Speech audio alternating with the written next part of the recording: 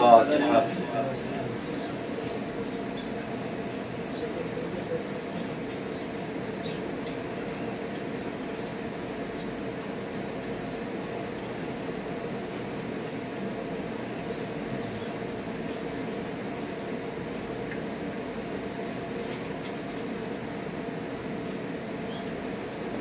لا حول ولا قوة إلا بالله العلي العظيم. أعوذ بالله السميع العليم من الشيطان اللعين الرجيم. بسم الله الرحمن الرحيم.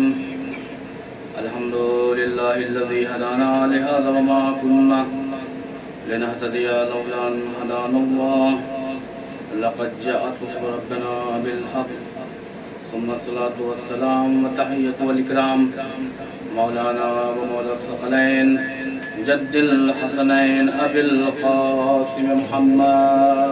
اللهم صل على محمد وآل الطيبين الطاهرين المعصومين المظلومين المنتجبين المنتخبين ولعنة الله على أعدائهم أجمعين. أما بعد فقد قال الله تعالى في القرآن الكريم بسم الله الرحمن الرحيم.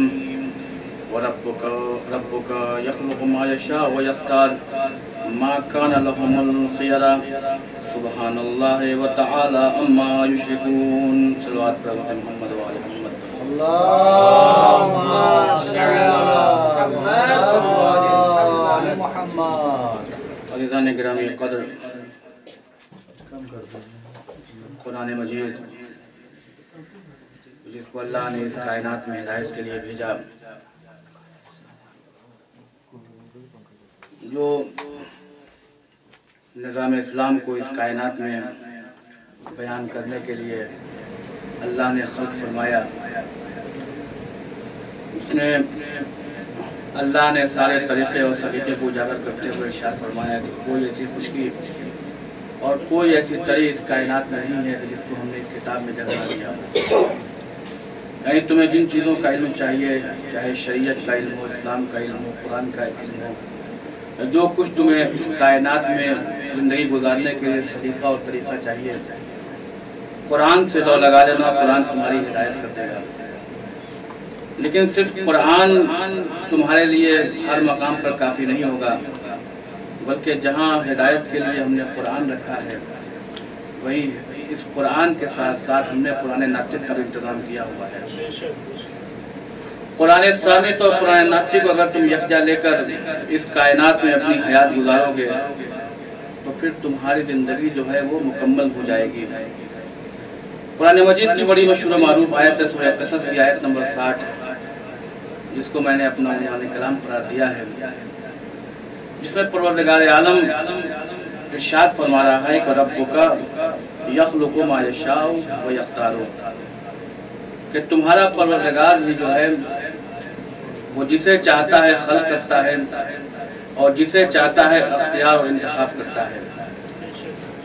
ما کان لهم الخیرہ، نہ پیدا کرنے کا اختیار تمہارے پاس ہے، نہ کسی کو انتخاب کرنے کا، کسی کو منتخب کرنے کا اختیار تمہارے ہاتھوں میں ہے.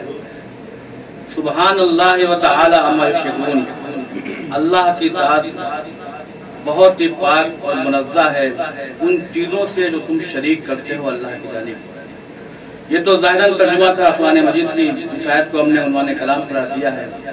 یعنی اگر آپ تفسیروں کا مطالعہ کریں اور اس سے بہتر آپ حضرات جانتے ہیں، پڑھے لکھے افراد موجود ہیں، اگر آپ دیکھیں گے تو آپ کو ملے گا کہ اللہ اس آیت میں جو ہے وہ اپنے بندوں سے مخاطب ہو کر یہ دعوت دینا چاہتا ہے کہ دیکھو جس طریقے سے پیدا کرنے کا اختیار ہمارے ہاتھوں میں ہے، ویسے ہی اگر کوئی عہدہ الہی ہمارا ہے تو اس عہدے کو کس کے دامن میں ڈالنا ہے یا اس عہدے کے لیے کس کا انتخاب کرنا ہے وہ بھی ہمارے ہی ہاتھوں میں ہے. اگر اس آیت کے علاوہ آپ دوسری قرآن مجید کی آیتوں کو دیکھیں گے تو اللہ نے صاف طور پر اس میں ارشاد فرمایا ہے. جیسے قرآن مجید کی ایک آیت ہے جس میں ارشاد ہوا بسم اللہ الرحمن الرحیم انا علینا للہدی و ان لنا للآخرۃ والأولی، کہ دیکھو ہدایت کی ذمہ داری جو ہے، یعنی یہ عہدہ ہدایت جو ہے، جو ہم نے ہادی بنا کے اس کائناتوں میں بھیجنا ہے، اس کی ذمہ داری ہمارے ہی ہاتھوں میں ہے. ہم نے کسی کو اختیار نہیں دیا ہے کہ وہ آنے کے بعد اس کائنات میں اپنے اعتبار سے ہادی کا تعین کرے. ہم نے کسی کو یہ حق نہیں دیا ہے کہ وہ اس کائنات میں آنے کے بعد اپنے اعتبار سے جسے چاہے اپنا ہادی بنا لے, جسے چاہے اپنا خلیفہ بنا لے, جسے چاہے اپنا ولی بنا لے, جسے چاہے اپنا ہادی بنا لے. نہیں, بلکہ ان تمام چیزوں کا اختیار ہم نے اپنے ہاتھوں میں رکھا ہوا ہے. صاف طور پر تفسیروں میں یہ ملتا ہے کہ اللہ تعالیٰ نے ان تمام چیزوں کا اختیار اپنے ہاتھوں میں رکھے ہوا ہے. کیوں, وجہ کیا ہے, آخر سبب کیا ہے؟ پروردگار عالم نے اختیار جو ہے وہ اپنے ہاتھوں میں کیوں رکھا ہوا ہے؟ بندوں کو کیوں نہیں کہا کہ تم انتخاب کر لو؟ بندوں سے کیوں نہیں کہا کہ تمہیں حق ہے جیسا چاہو اپنا ہادی معین کر لو, اپنا خلیفہ معین کر لو, اپنا رہبر معین کر لو, اپنا رہنما معین کر لو؟ آخر وجہ کیا ہے کہ اللہ نے کہا کہ انتخاب ہمارے ہی ہاتھوں میں, ہم جسے چاہے منتخب کریں گے. آپ اگر تاریخ کو دیکھیں گے تو اول یوم سے جب اس کائنات پر اللہ نے سب سے پہلے بشر کا انتخاب کیا, تو بشر کا انتخاب کرنے کے بعد بھی حالانکہ اس وقت کوئی نہیں تھا, کوئی ایسا نہیں تھا جس کو ہدایت کی ضرورت ہو, کوئی ایسا نہیں تھا جس کو خلیفہ کی ضرورت ہو, کوئی ایسا نہیں تھا جس کو ولی کی ضرورت ہو, کوئی ایسا نہیں تھا جس کو امام کی ضرورت ہو.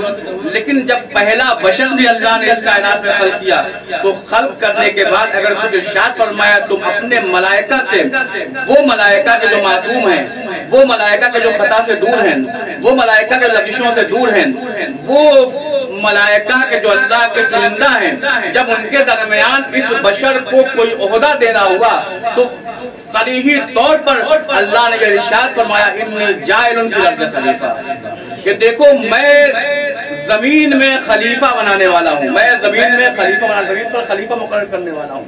میرا عزیزوں, اللہ تعالیٰ نے پہلے ہی مرحلے میں یہ اعلان کر دیا کہ میں زمین پر خلیفہ مقرر کرنے والا ہوں. اور کس کے درمیان اعلان کر رہا ہے؟ کہا اپنے پاک فرشتوں کے درمیان. وہ فرشتے جو لغزشوں سے دور ہیں, وہ فرشتے جو خطاؤں سے دور ہیں, وہ فرشتے جو گناہ نہیں کرتے, خطائیں سرزد نہیں ہوتی, ان کے درمیان یہ اعلان کر رہا ہے کہ میں خلیفہ مقرر کر رہا ہوں.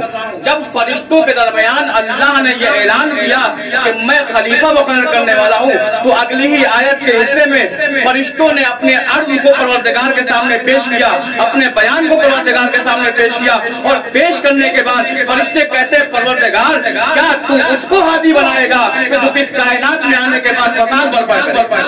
کیا تو اسے ہادی بنائے گا جو اس کائنات میں آنے کے بعد قریزیہ برپا کرے؟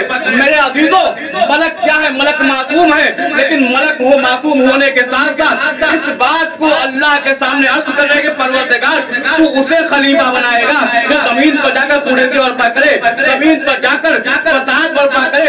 ملک آتی قیامت تک دنیا والوں کو یہ بتانا چاہتا ہے کہ دیکھو جب ہمارے ہاتھوں میں معصوم ہونے کی بنیاد پر جب خلیفہ چننے کا اختیار نہیں ہے تو پھر تم چند دنوں کے مسلمان ہو, تمہیں کس نے اختیار دے دیا کہ خلیفہ چن لو؟ ایک صلوات پڑھیے امت محمد اللہم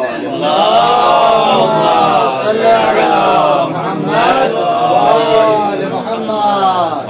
تو میرے عزیزو, کس نے اختیار دے دیا کہ تم خلیفہ چنو؟ قرآن مجید کی آیت صریح تو بیان کرے کہ دیکھو ہم نے اس کائنات میں خلق کیا ہے, ہم ہی اس کا اختیار رکھتے ہیں, ہم ہی انتخاب کا اختیار رکھتے ہیں. اگر آپ تفسیروں کو دیکھیں اور اپنے عام طور پر زندگی کا مشاہدہ کریں تو آپ کو ملے گا. مثال کے طور پر ہم اس کائنات میں ایک معاشرے میں زندگی گزارتے ہیں. جب زندگی گزارتے ہیں تو ہم دیکھتے ہیں کہ ایک ایسا انسان جو ہمارے درمیان ہے, جب وہ انسان ہمارے درمیان ہے تو ہم اس کے ظاہر کو دیکھتے ہیں. ظاہر کیا دیکھتے ہیں؟ ظاہر اس کا اعتبار سے دیکھتے ہیں کہ یہ نماز پڑھنے والا ہے, یہ وہ شخص ہے جو روزہ رکھتا ہے, یہ وہ شخص ہے جو حج کو انجام دیتا ہے, یہ وہ شخص ہے جو زکوٰۃ دیتا ہے, یہ وہ شخص ہے جو غریبوں کا خیال رکھتا ہے, یہ وہ شخص ہے. کیونکہ ہم اس کے حال کو دیکھ رہے ہیں, اس کے ظاہر کو دیکھ رہے ہیں, اس کے باطن کا مجھے علم نہیں, اس کے ماضی کا علم نہیں, اس کے مستقبل کا علم نہیں. ہم نے جو ظاہراً دیکھا اس پہ حکم لگا دیا کہ وہ غریبوں کا خیال رکھ رہا ہے, وہ فقیروں کے اوپر دست شفقت رکھے ہوا ہے, یتیموں کا خیال رکھتا ہے, بیواؤں کا خیال رکھتا ہے. ہم نے جب دیکھا تو اس کے اندر ساری اچھائیاں پائی جا رہی ہیں, تو ہمارا معاشرہ کیا کرتا ہے کہ جب اچھائیاں سامنے دیکھتا ہے تو اسے معاشرے کا سیکریٹری بنا دیتا ہے, اسے معاشرے کا صدر بنا دیا کرتا ہے. جب اچھائیاں ظاہراً طور پر دیکھتا ہے تو اسے معاشرے کا صدر اور سیکریٹری بنا دیتا ہے، اور صدر اور سیکریٹری بنانے کے بعد اب یہی انسان جو اچھا تھا، غریبوں کا خیال رکھتا تھا، فقیروں کا خیال رکھتا تھا، بیواؤں کا خیال رکھتا تھا، یتیموں کے اوپر دست شفقت پھیرا کرتا تھا، یہی انسان جو نماز پڑھتا تھا، مسجدوں میں جاتا تھا، قرآن کی تلاوت کیا کرتا تھا، یہ ساری چیزیں موجود تھیں، لیکن جیسے ہی اس کو عہدہ ملا، صدر بن گیا، سیکریٹری بن گیا، اب اس کا عالم کیا ہوتا ہے؟ اس کا عالم یہ ہوتا ہے کہ جو ابھی تک خیال رکھ رہا ہوتا ہے ان خیالوں سے دور ہو جاتا ہے، فقیروں کے اوپر دست شفقت کو دور کر دیتا ہے، یتیموں پہ دست شفقت نہیں رکھتا، بیواؤں کا خیال نہیں رکھتا، نمازوں کو دور ہو چکی ہوتی ہیں، روزہ کو دور ہو چکا ہوتا ہے، قرآن مجید کی تلاوتیں ختم ہو جاتی ہے۔ اب سوال یہ پیدا ہوتا ہے، اب یہ ساری چیزیں جب یہ دیکھتا ہے تو یہی انسان، یہی معاشرہ جب اسے دیکھتا ہے کہ پہلے کچھ تھا اب کچھ ہے، تو وہ کلمہ پاویلا کرنے لگتا ہے کہ نوری تھا ناری ہو گیا، اچھا تھا برا ہو گیا، صحیح تھا غلط ہو گیا، صاحب کردار تھا بد کردار ہو گیا۔ اب معاشرہ جو ہے یہ سارے کلمے پڑھنا شروع کر دیتا ہے۔ اب سوال یہ پیدا ہوتا ہے، بتاؤ تمہیں نے تو اسے منتخب کیا تھا، اس کا انتخاب کیا تھا، اب واویلا کیوں بجائے ہوئے ہو؟ تم نے صدر بنایا تھا، تم نے سیکریٹری بنایا تھا، اب صدر اور سیکریٹری بنانے کے بعد تم واویلا کیوں بجائے ہوئے ہو؟ تو یہ لوگ جواب دیں گے کہ ہم نے اسے صدر جو بنایا تھا، ہم نے اسے سیکریٹری جو بنایا تھا، اس کے ہم نے حال کو دیکھا تھا، ظاہر کو دیکھا تھا، نہ ماضی کا علم تھا، نہ مستقبل کا علم تھا، نہ باطن کا علم تھا۔ میرے عزیزوں، لوگوں کے بنائے ہوئے، منتخب کیے ہوئے، انتخاب کیے ہوئے رہبر میں اور اللہ کے بنائے ہوئے انتخاب میں یہی فرق ہوتا ہے۔ اگر انسان جو کھاتی ہے، اگر کسی کا انتخاب کرتا ہے تو نہ ماضی سے واقف ہوتا ہے نہ مستقبل سے واقف ہوتا ہے، لیکن اللہ جس سے واقف ہوتا ہے جس کا انتخاب کرتا ہے وہ ماضی کو بھی جانتا ہے، حال کو بھی جانتا ہے، استقبال کو بھی جانتا ہے۔ سلوات پڑھیے محمد وآل محمد۔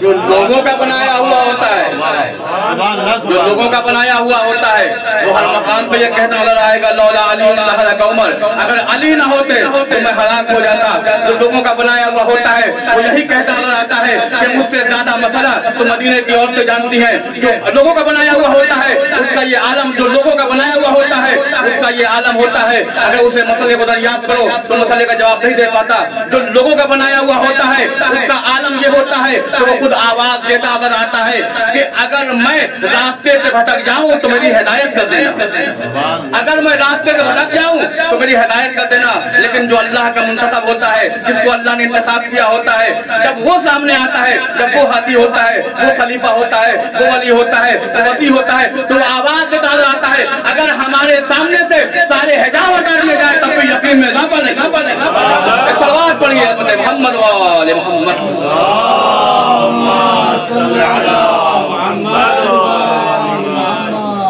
جو لوگوں کا انتخاب شدہ ہوتا ہے اس میں ہر مقام پہ غلطیاں سرزد ہونے کا امکان ہوتا ہے، اسی لیے مسئلہ کچھ پوچھا جاتا ہے، جواب کچھ دے دیا جاتا ہے، لیکن جو اللہ کا بنایا ہوا نمائندہ ہوتا ہے، جو اللہ کا منتخب شدہ امام ہوتا ہے، جو خلیفہ ہوتا ہے، وہ وسیع ہوتا ہے، جو ممبر مسجد کوفہ پہ آتا ہے تو آنے کے بعد آواز دیتا ہے، سلونی سلونی قبل ان تسبدونی، سلونی اما شئتم، مجھ سے سوال کر لو قبل اس کے تمہارے درمیان نہ رہوں، مجھ سے پوچھ لو جو چاہے پوچھ لو، میں تمہیں اس کا جواب دوں گا، مجھ سے تم پوچھ لو یا علی آپ سے کیوں پوچھیں؟ علی آواز دے گا اپنے فکرے میں، مجھ سے اس لیے پوچھو، مجھے علم رسول اللہ نے ویسے ہی دیا ہے جیسے پرندے اپنے بچے کے چوچ میں دانا دیا، اس طریقے سے مجھے رسول اللہ نے علم دیا ہے۔ مجھ سے پوچھو، میں تمہیں ساری چیزوں کا علم دوں گا، میں بتاؤں گا کون سی آیت کہاں نازل ہوئی، سفر میں کون سی آیت نازل ہوئی، حضرت میں کون سی آیت نازل ہوئی، مسجد میں کون سی آیت نازل ہوئی، منبر پر کون سی آیت نازل ہوئی، محراب میں کون سی آیت نازل ہوئی، میدان میں کون سی آیت نازل ہوئی، مجھ سے پوچھو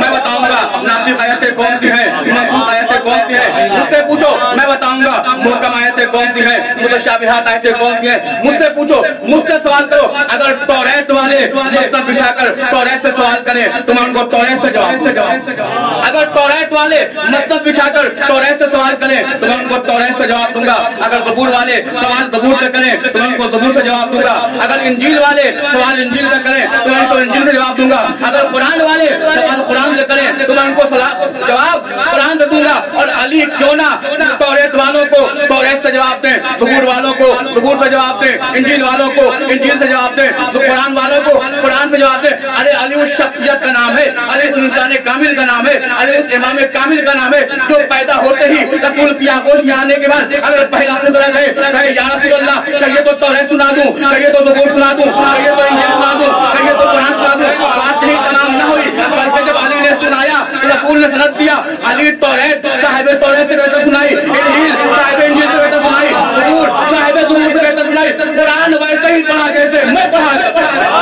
صلوات پڑھیے عظمت محمد اللهم صل على محمد وآل محمد۔ حیدری یا حیدری یا وعد من النار الصلوات۔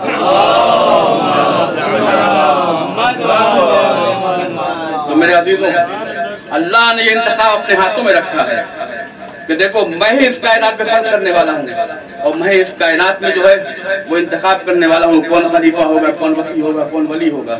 یہ میں نے کسی کو اختیار نہ دیا، نہ فرشتوں کو اختیار دیا، نہ رسولوں کو اختیار دیا، نہ کسی امام کو اختیار دیا کہ وہ اپنے بعد کسی امام کو انتخاب کرے یا کسی رسول کو کہا کہ اپنے بعد کسی خلیفہ کو معین کرے۔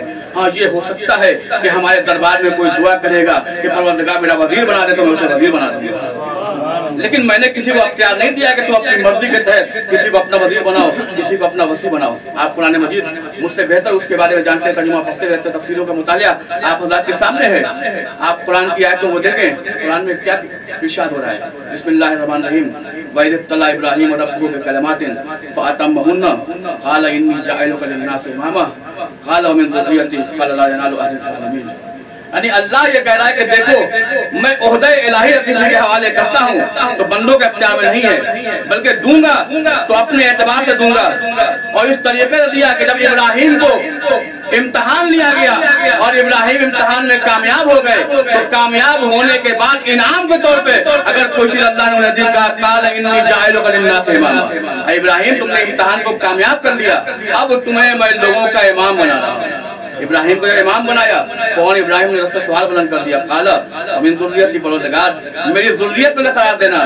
فوراً اللہ کی جانب سے کہو کہ لا ینادی الظالمین، کہ اے ابراہیم تمہارے ذریت میں تو امامت رہے گی لیکن یہ عہدہ ظالمین تک نہیں جائے گا، یہ عہدہ ظالمین تک نہیں جائے گا۔ کسی نے معصوم امام نے سوال کیا کہ مولا یہ بتائیے جو جناب ابراہیم علیہ السلام کی دعا تھی ومن ذریتی قال لا ینال عہد الظالمین، یہ ذریت میں تو رہے گی لیکن یہ عہدہ ظالمین تک نہیں جائے گا۔ اس ظالمین سے مراد کیا ہے؟ کہا یہاں پہ ظالم سے مراد، امام معصوم فرماتے ہیں ظالم سے مراد یہ ہے کہ اس شخص تک امامت نہیں جائے گی جس نے کبھی بھی چند لمحے کے لیے بھی بت پرستی کی ہو، وہ الہی عہدہ نہیں لے سکتا، وہ الہی نمائندہ نہیں بن سکتا، وہ الہی انتخاب والا نہیں ہو سکتا جس نے ذرہ برابر بھی بت پرستی کی ہو۔ تو یہاں پر امام معصوم نے ہمیں بتا دیا کہ ذرہ برابر بت پرستی کرنے کے بنیاد پر عہدہ الہی نہ مل سکا ہو تو جو خلافت کا دعویٰ کرنے کے بعد بھی بت پرستی کرتے نظر آئے وہ خلیفۃ المسلمین خلیفۃ اللہ کیسے بن سکتے ہیں؟ صلوات پڑھیے حضرت محمد و آل محمد۔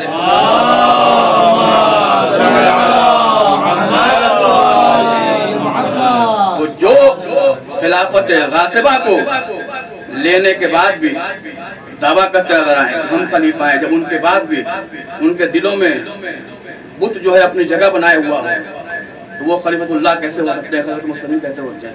اور میں عزیزوں خلافت بڑے عظیم منصب کا نام ہے کہ یہ ایسے ہی انسان کو نہیں ملا کرتی ہے، بلکہ خلافت کے لیے کم سے کم معصوم ہونا شرط ہے۔ کیوں؟ اس کی وجہ یہ ہے اگر انسان معصوم نہیں ہوگا تو پھر کرنا کچھ ہوگا، کر دے گا کچھ۔ اسی لیے حسین ابن عمیر کا بیان ہے کہ میں نے سوال کیا کیونکہ میں ہشام ابن حکم کے پاس اکثر جایا کرتا تھا، ان کو بیٹھا کرتا تھا، تو میں نے ان سے سوال کیا کہ یہ بتائیے کہ چاہے خلیفہ ہو، چاہے امام ہو، چاہے ولی ہو یا وصی ہو، اس کا معصوم ہونا ضروری ہے؟ تو ہشام ابن حکم نے کہا کہ ہاں اس کا معصوم ہونا ضروری ہے۔ کیوں؟ کہا 4 سبب ایسا ہے کہ جس کی بنیاد پر وہ چیزیں کسی خلیفہ کے اندر نہیں پائی جائے گی، کسی وصی کے اندر نہیں پائی جائے گی، کسی امام کے اندر نہیں پائی جائے گی۔ کہا وہ 4 چیزیں کیا ہے؟ کہا پہلی چیز حرص ہے، دوسری چیز شہوت ہے، تیسری چیز وہ ہے ڈر ہے اس کے اندر. اور ایک اور چیز اس نے بیان کی, جب یہ چاروں چیزیں بیان کر لیا انہوں نے, کہا کہ اب تلاش کرو کہ کوئی ایسا ہے اس کائنات میں جس کے اندر یہ چاروں چیزیں پائی جاتی ہے. کہا کہ ہاں بہت سارے انسان ہیں جس کے اندر حرص بھی پائی جاتی ہے, شہوت بھی پائی جاتی ہے, غضب بھی پایا جاتا ہے اور ڈر بھی پایا جاتا ہے. کہا اگر یہ چار چیزیں پائی جائیں گی تو وہ سب کچھ تو ہو سکتا ہے, خلیفۃ اللہ نہیں ہو سکتا, خلیفۃ المسلمین نہیں ہو سکتا. لاکھ دعویٰ کر لے کہ ہم خلیفۃ اللہ ہیں, ہم خلیفۃ المسلمین ہیں, لیکن اگر یہ چیزیں پائی جائیں گی تو خلیفۃ اللہ نہیں. کیوں؟ کہا اگر حرص میں رہے گا, اگر لالچی ہوگا تو چند درہموں میں بک کر فیصلہ کچھ کرنا ہوگا, فیصلہ کچھ کر دے گا.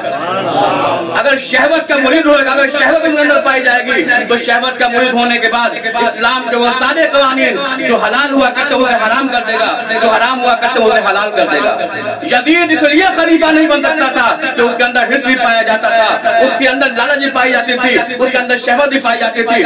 اس اعتبار سے تھا وہ چاہتا تھا کہ سارے کے سارے جو اسلام کے محافظ ہیں وہ سارے ہماری بیعت کر لیں, وہ سارے ہماری بیعت کر لیں. اور شہوت اس درجہ پائی جاتی تھی کہ وہ صاف طور پہ یہ کہتا تھا کہ نہ کوئی وحی آئی ہے, نہ کوئی شریعت آئی ہے, نہ قرآن آیا ہے, یہ سب بنی ہاشم کا ڈھونگ ہے.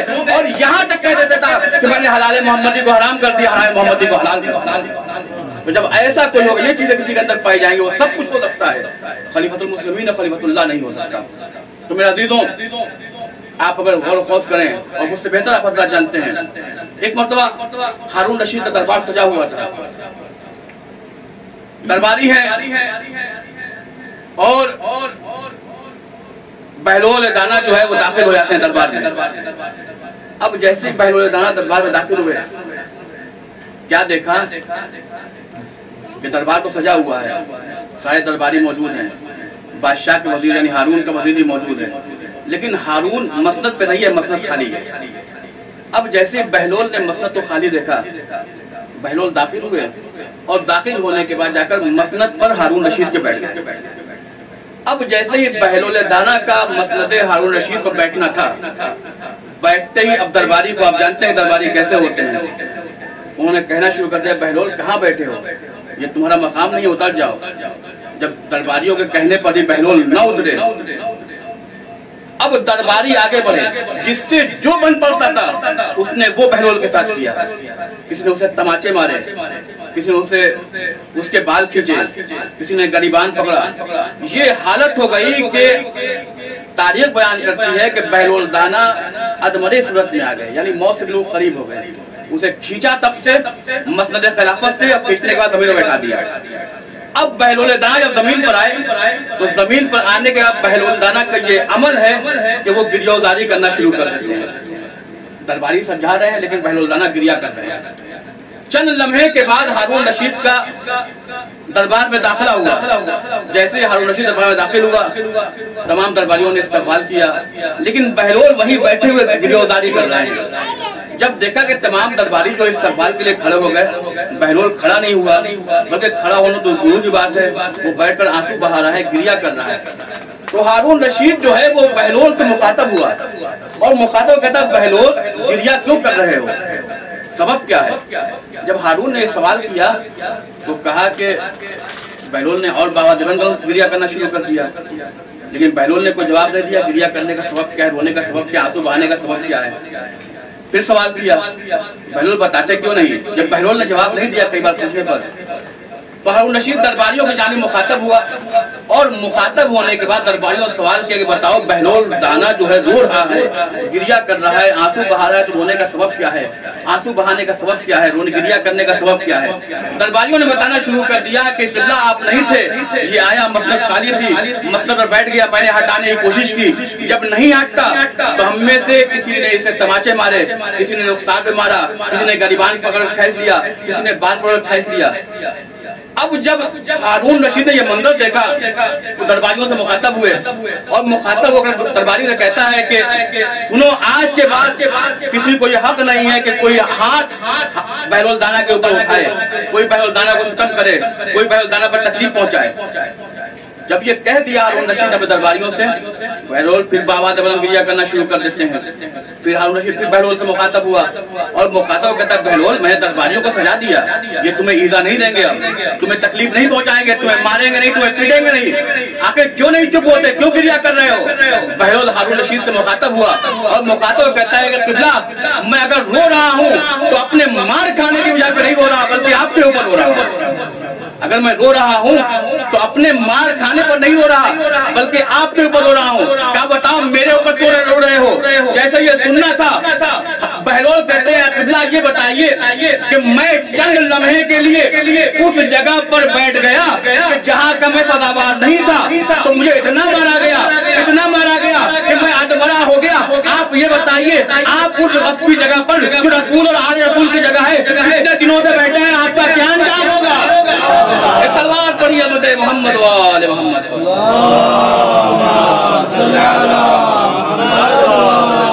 جس جگہ کا میں مستحق نہیں تھا اس جگہ پر بیٹھ گیا تو میرا یہ حال ہوا کہ اتنا مارا گیا کہ ادمرا ہو گیا۔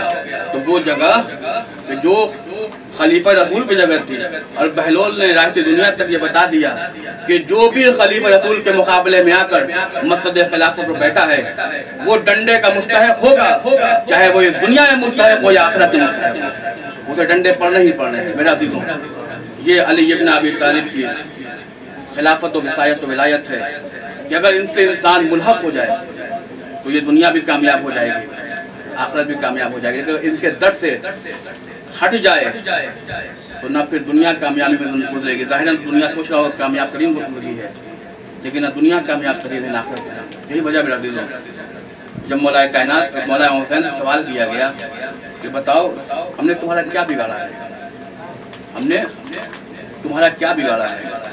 ہم نے حلال محمدی کو حرام نہیں کیا، حرام محمدی کو حلال نہیں کیا، تم آخر مجھے قتل کرنے پر کیوں آمادہ ہو؟ تو سب کا ایک ہی جملہ تھا بغض لابی، کہ ہم تمہیں تمہارے بابا کے بغض میں مارنا چاہتے ہیں۔ یعنی ولایت علی ابن ابی طالب اگر دنیا مان لیتی، اسے قبول کر لیتی تو کربلا واقع نہ ہوتا۔ کربلا کا واقع ہونا اس بات کی علامت ہے کہ ولایت علی ابن ابی طالب لوگ کو دور رہے۔ میرے عزیزوں محرم الحرام کے ایام چل رہے ہیں، کل 2 محرم الحرام گزری ہے، جو حسین کا قافلہ وارد کربلا ہو چکا ہے۔ تمام افواج کربلا کے میدان میں حاضر ہو گئی ہیں، حسین کا لشکر میدان کربلا میں۔ جب یہ دن گزرتے گزرتے شب عاشور نمودار ہوئی، جیسے ہی شب عاشور کا نمودار ہونا تھا، عجیب و غریب عالم ہے جناب حر کا۔ حر ہیں جو اپنے خیمے میں بیٹھے ہوئے گریہ وزاری کر رہے ہیں، آنسو بہا رہے ہیں۔ جب غلام نے حر کی یہ کیفیت دیکھی، کیفیت کا دیکھنا تھا کہ حر کے پاس آیا اور آنے کے بعد جام پیش کیا۔ جیسے ہی پانی کا جام غلام نے حر کے خدمت میں پیش کیا، حر نے وہ جام لیا اور لے کر زمین پر پٹک دیا۔ جب غلام نے حر کی یہ کیفیت دیکھی، تاب نہ لا سکا، دوڑا ہوا حر کے بھائی کی خدمت میں آیا اور آنے کہتا ہے کہ اے سید سردار، میں نے جو آج اپنے آقا کی کیفیت دیکھی ہے اس سے پہلے میں نے یہ کیفیت کبھی نہیں دیکھی۔ جو آج میں نے کیفیت دیکھی ہے اس سے پہلے میں نے کبھی یہ کیفیت نہیں دیکھی۔ حر کا بھائی دوڑتا ہوا حر کے پاس آیا۔ جب حر کے بھائی نے حر کو دیکھا تو دیکھا جب کیفیت ہے حر کی، گریہ وزاری کر رہا ہے، آنسو بہا رہا ہے۔ حر کے بھائی نے حر سے کہا کہ بھیا اگر کوئی مجھ سے سوال کرے گا کہ عرب میں سب سے بڑا شہسوار کون ہے، عرب میں سب سے بڑا طاقتور کون ہے، تو میں یہی جواب دوں گا کہ حر سے بڑا کوئی طاقتور نہیں، حر سے بڑا کوئی شہسوار نہیں۔ بھیا کیا وجہ ہے کہ تم اس طریقے سے گریہ وزاری کر رہے ہو، کیا وجہ ہے کہ تم آنسو بہا رہے ہو؟ حر نے کوئی جواب تو نہ دیا، کھڑے ہونے کے بعد بھائی کے شانے کو پکڑا اور شانے کو پکڑنے کے بعد اپنے خیمے سے نکلے۔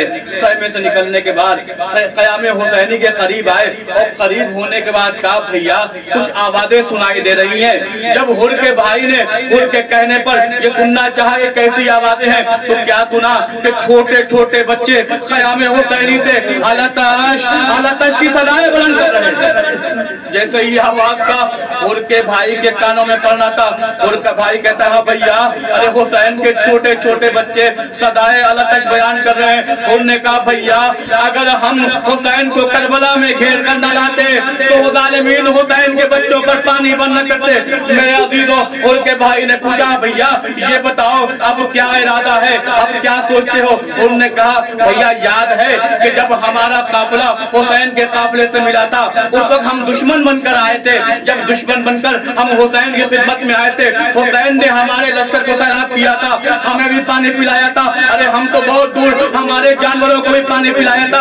अरे भैया, अरे हुसैन करीम ने करीम है, चलो चलते हैं, हुसैन जरूर हमारी खताएं माफ कर देंगे। मेरे अजीजों, इसी अज़्म व इस्तक़लाल के साथ और हुर का भाई, हुर का बेटा, हुर का गुलाम एक छोटा सा काफिला ख़याम हुसैनी की जानिब जाने लगा। मेरे अजीजों, जैसे ही इस जानिब से हुर का काफिला जाने लगा, उधर हुसैन है जो हुर का इस्तकबाल करने के लिए आमादा हो रहे हैं। आवाज़ अब्बास, अली अकबर, अरे कासिम, ओनो मोहम्मद, अरे आओ मेरा भाई हुर आ रहा है, मेरा भाई हुर आ रहा है, इस्तकबाल के लिए आगे बढ़ो। मेरे अज़ीज़ों, रिवायत के जुमले हैं कि हुर का काफिला जैसे ही करीब जाने लगा, एक मतलब बेटे ने आवाज दी बाबा, बेटे ने एक सदा बुलंद की अल्लाह अकबर, अल्लाह अकबर। हुर ने पूछा अरे अल्लाह अकबर कहने की वजह क्या है? कहा है आका, अरे बाबा, अरे हुसैन का जवान बेटा अली अकबर हमारे इस्तकबाल के लिए आ रहा है। अभी चंद लम्हा आगे बढ़े थे, एक मरतबा और सदाए तकबीर गूंजी,